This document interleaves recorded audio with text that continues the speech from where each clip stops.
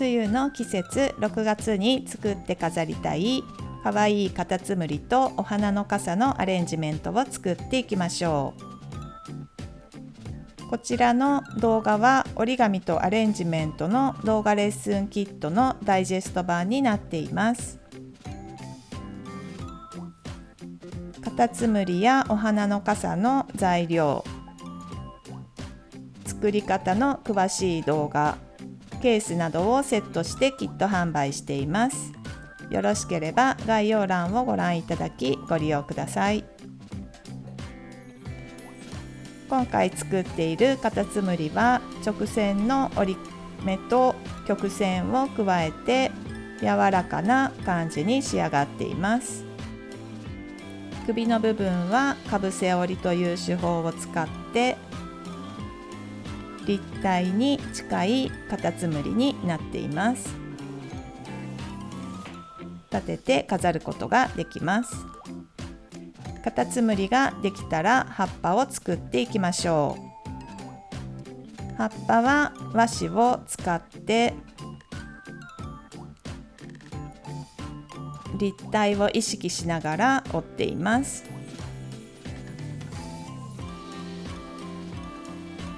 和紙の表面が影を作る感じがとてもいい味を出してくれます。葉っぱとカタツムリができたらプリザーブドフラワーのアジサイ、ラインストーンなどを飾ってパーツを作っていきましょ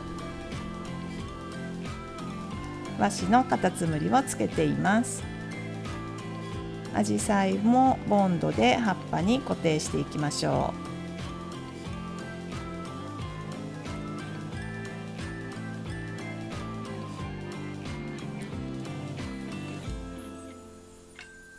ラインストーンはシールで貼り付けています。こちらの葉っぱの飾りだけ飾ることもできます。キットに入っているガラスの小瓶に水色の小物を詰め、かわいいパーツとして作っていきましょ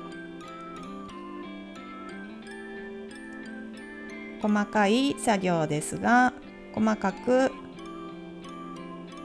分けてやることでとっても繊細な作品になります。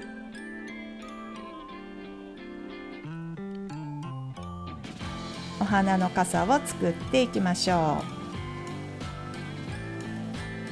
透き通った葉っぱを使って作るかわいいお花の傘です。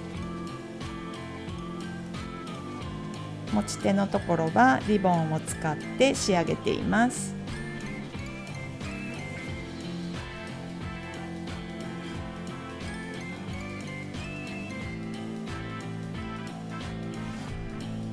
リボンを巻いて柄の部分を曲げ、傘を完成していきましょ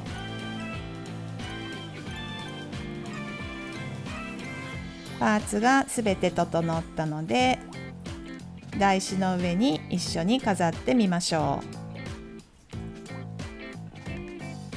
う。黒い台紙の上に透き通った葉っぱがとても映えています。